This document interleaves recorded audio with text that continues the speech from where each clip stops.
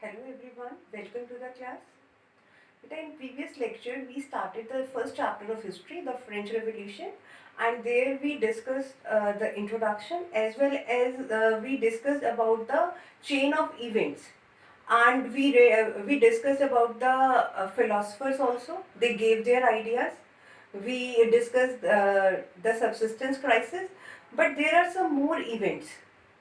Like I told you, when Louis XVI he ascended the throne, then he got the empty treasure, and just to make more financial resources, he just wanted to increase the taxes.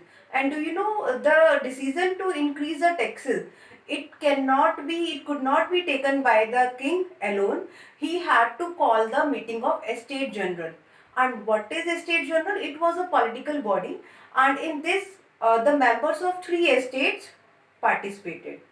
And in this meeting of Estate General, what happened? The members of third estate, they walked out. Means they boycotted the meeting, and then they gathered somewhere and they formed their national assembly. So this was the immediate cause of the outbreak of the revolution, and today we will discuss this topic. So let us start. The outbreak of revolution, like you know, for revolution whether there are chain of events, but every time there is an immediate cause also. So Louis XVI had to increase taxes, but he doesn't have the power. Rather, he had to call meeting of Estate General. Estate General, it was a political body to which the three estates sent their representative. So, on May 5, 1789, Louis XVI called an assembly of Estate General. In this meeting, first and second estate, they sent 300 representatives each, who were seated in rows facing to each other, while 600 members of third estate had to stand at back, which was represented by rich and educated members of the third estate. Means the peasants, artisans, and even the women, they cannot enter in this meeting. So how the voting was done in this estate general? Voting in estate general had been conducted that each estate had one vote. But members of third estate demanded that each member would have one vote. But king rejected the proposal. So members of the third estate walked away in protest.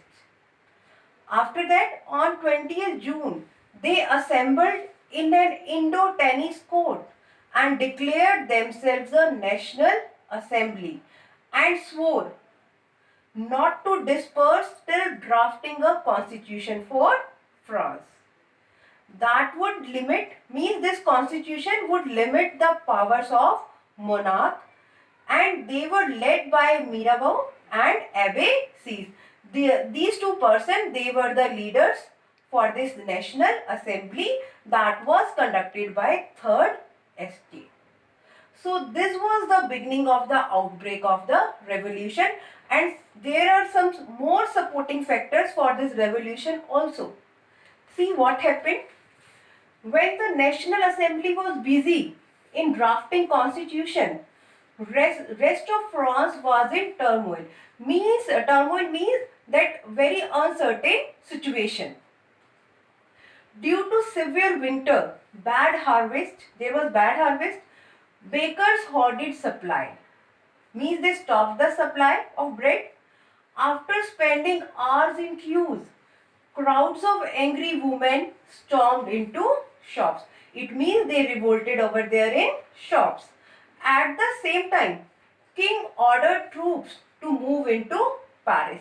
And do you remember, while in introduction also we discussed this, that the king ordered troops to move into Paris, and at that time on 14 July 1789, the agitated crowd stormed and destroyed Bastille. That was the fortress prison. And with that, the rumor spread. Lords of the manor, What was this manor? It was the estate of the lords. Then it hired troops to destroy the ripe crops. So peasants attacked chetwiks, looted hoarded grains. This chetwik, what was this? This was the house of the nobleman or the king. Those were known as the chetwiks. So all these were the supporting factor for the outbreak of the revolution. Now just after all these happening, that the peasants attacked on their houses, nobles fled and migrated to neighboring countries.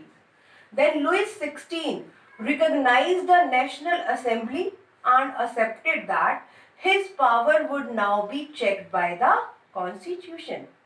It means France will become a constitutional monarchy. On 4th August 1789, Assembly passed a decree. What is decree? Decree is an official order that is enforced by law.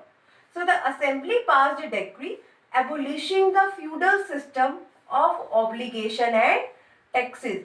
Means whatever the rights, whatever the privileges the first estate and second estate people had, now they are to give up all those privileges. Clergy were forced to give up privileges. Tithes, that was a tax. This was abolished. Lands owned by church were confiscated. It means it was taken back from them. Government acquired, by all these government acquired assets worth 2 billion livres. Livres that was the currency of France. So this was about the outbreak of the revolution. Now what happened when the France becomes a constitutional monarchy? What were the features of that constitution? Beta, look here. What happened? Beta, what were the features of that constitution? Beta, all that people, those were divided in two parts. Active citizens and passive citizens.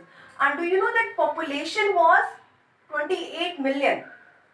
And out of that only 4 million people were considered as active citizens, and in these active citizens only men were there. Means again discrimination between men and women.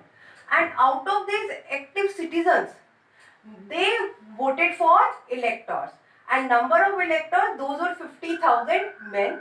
And then these electors, these representative of active citizens, they voted for National Assembly, and in this National Assembly 745 members were there. Now this National Assembly, it controlled the king also, and it controlled the ministers also. And for judiciary, active citizens voted directly. So this was the system of Constitution of France. So how France becomes a constitutional monarchy? The draft of constitution completed in 1791. The main objective was to limit powers of monarch. Powers assigned to different institutions: legislature, executive and judiciary. What is legislature? Which frame the laws. Executive, which implements the laws, and the judiciary, which interpret the laws. So power to make laws was with National Assembly. That is why National Assembly is here, legislature. Citizens voted for electors, like I told you, who choose assembly. And only active citizens, men above 25 years, who pay taxes equal to at least 3 days of laborer's wage, had the right to vote. Remaining men and all women, they were considered as passive citizens. So what do you think about this? This was also not a democratic form because it was constitutional monarchy. So again, some more happening will be there, and now this constitutional monarchy will also be held up. So all these events we will discuss in next lecture. Till then, have a nice day.